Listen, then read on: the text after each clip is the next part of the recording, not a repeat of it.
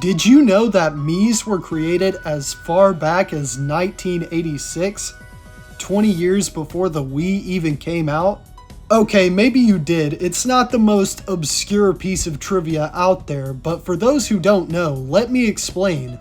Let's head back to 1985. We're 2 years into the life of the Japanese Famicom, Nintendo's first cartridge-based game system. Nintendo is gearing up to release it in the US as the Nintendo Entertainment System. They give it a redesign to make it look more like a VHS player, a robot, and a toy gun, which was already released for the Famicom, in an attempt to market it as a toy set rather than a game system. This is because in 1983, the North American home console video game industry had crashed. It had crashed because of multiple factors, such as companies underestimating production costs, the lack of licensing with console libraries consisting mostly of homebrew games, and the overcrowding of the market, confusing consumers. While this was happening, Nintendo of Japan was working on a peripheral for the Famicom that allowed it to play floppy disks, the Famicom Disk System, fearing that the technology of the Famicom is getting out of date, as floppy disks can hold more data and are the way of the future. So they created one last hurrah to the standalone Famicom, the last game they would ever publish for the console that also doubled as the game to sell it in North America.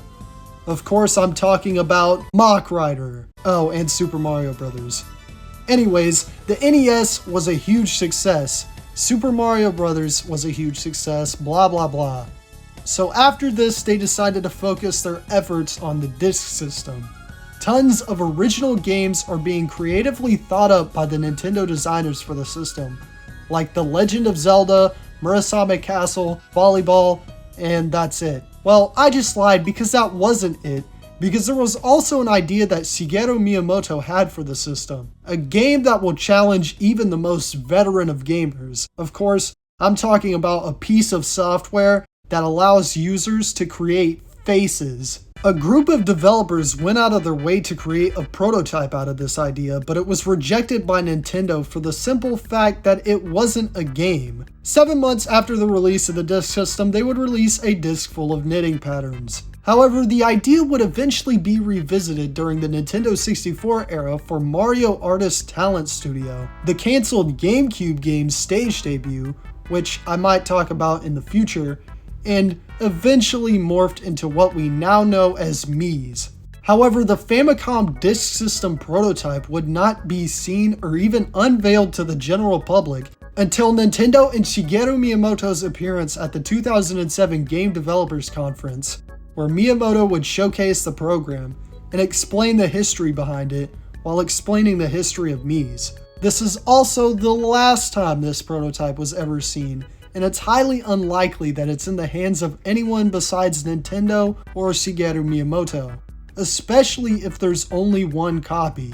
While it's very bare bones as far as I can tell, I'd still love to see this get released somehow, even if I barely focused on it at all and this part was just an excuse to talk about the launches of the NES and FDS.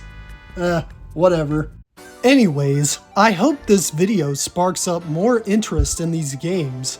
This video is part of this year's Nintendo November series, where I cover cancelled and lost NES games.